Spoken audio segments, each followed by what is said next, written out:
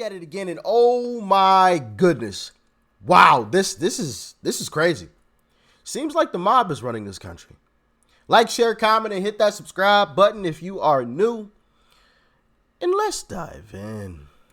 We're getting no support on this national crisis, and we're receiving no support. And let me tell you something, New Yorkers.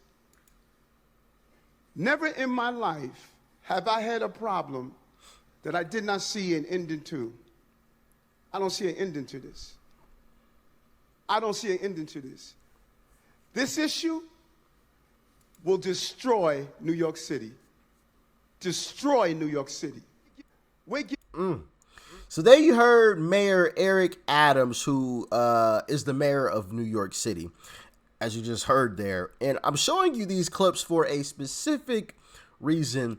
Here's another one. It is going to cost us this year $5 billion. In 3 years, $12 billion.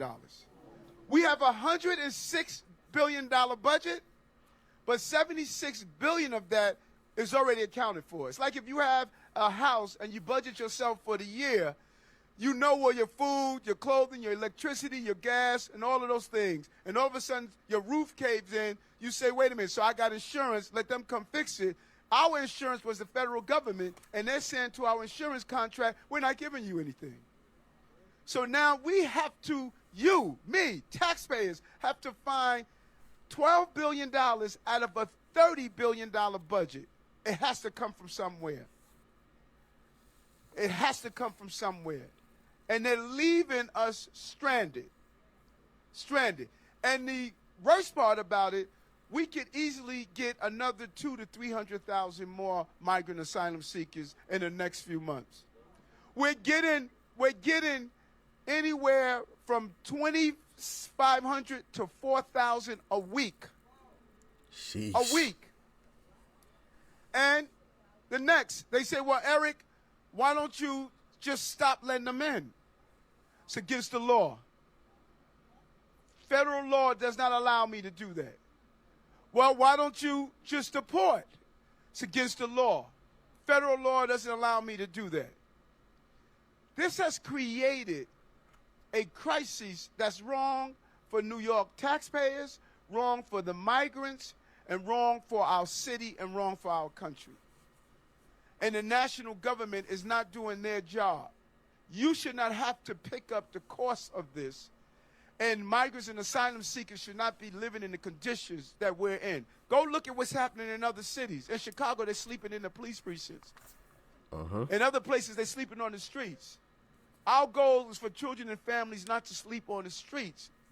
But we're at the breaking point. There is no more room.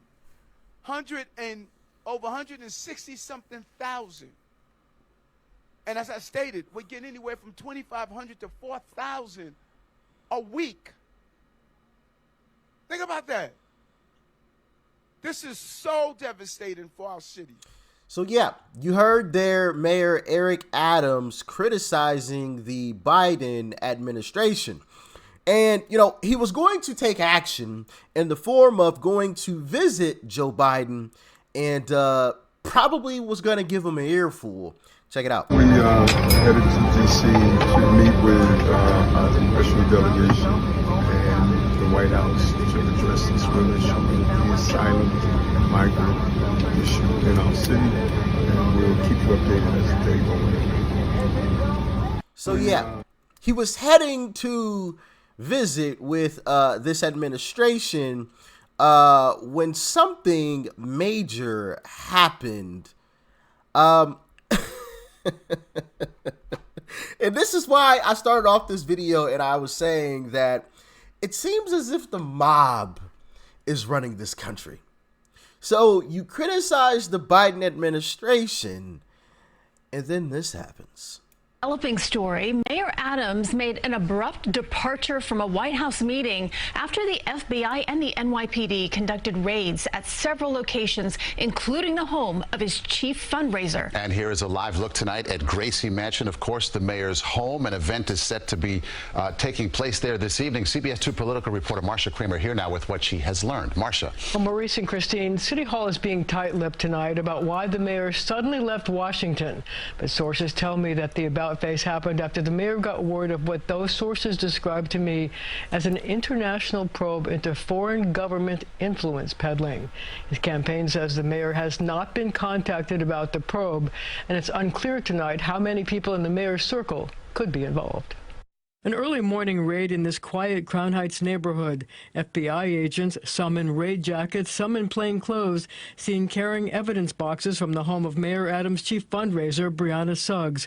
It prompted Mayor Adams to blow off a White House meeting on the asylum seeker crisis and return home. A City Hall spokesman saying only, quote, the mayor returned to New York City to address a matter.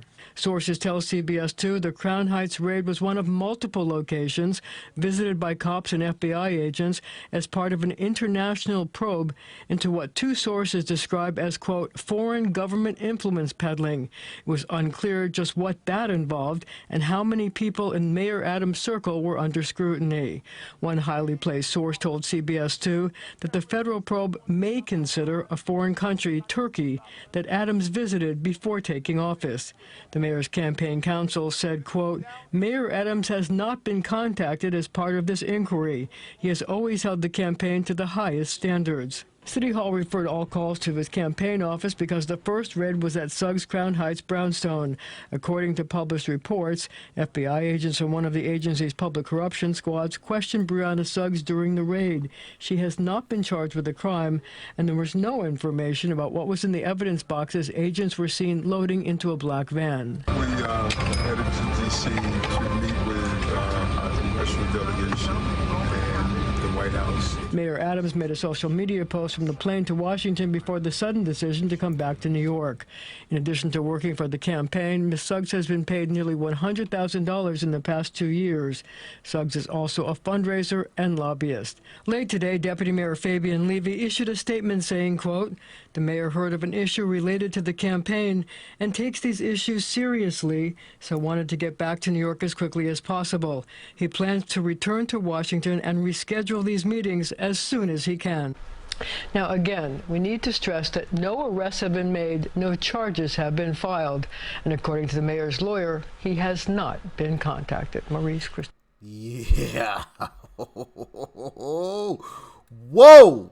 You know, so you criticize Joe, and Joe sends, allegedly, got to put that out there, allegedly sends his goons out to investigate things a little bit.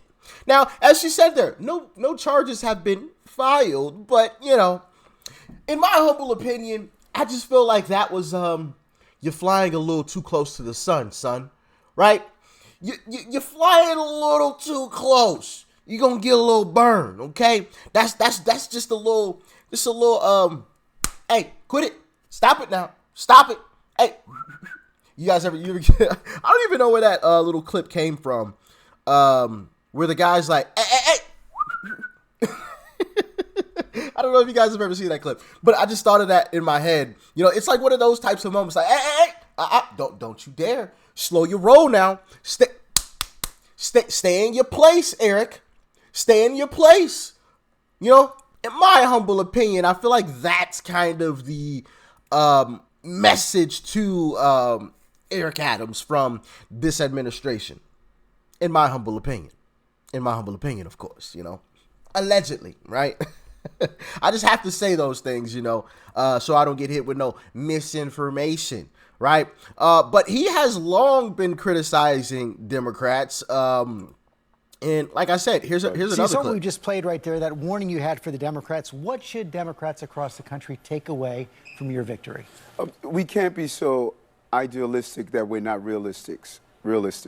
Cities are hurting all across America, and New York personifies that pain. The inequalities, the gun violence, the lack of really looking after everyday blue-collar workers, I like to say. And we have failed for so many years, and we've allowed the fallout of the Trump administration to have an overreach in philosophy and not on the ground real issues that are facing everyday New Yorkers So and Americans. is it fair to call you an anti-woke Democrat? No, some of us never went to sleep.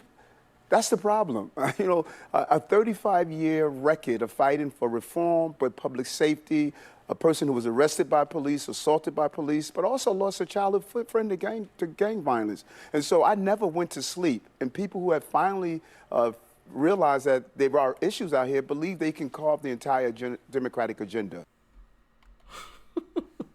So he has long been criticizing Democrats since, obviously, shortly after he actually won the mayor's race. So how are you guys feeling about this? Do you guys think that my assumption is correct? This is the administration or the elitist kind of slapping them on the wrist a little bit like, hey, slow down now, slow your roll, stay in your MF in place, okay? Or you shall face some consequences. Now, we didn't file any charges, but you know we were there, okay? You know, I feel like it's one of those types. Now, listen, I could be wrong. I could totally be wrong. But y'all let me know how you feel about this in the comment section below. Like, share, comment, and hit that subscribe button before you go. Peace and love. I'm out.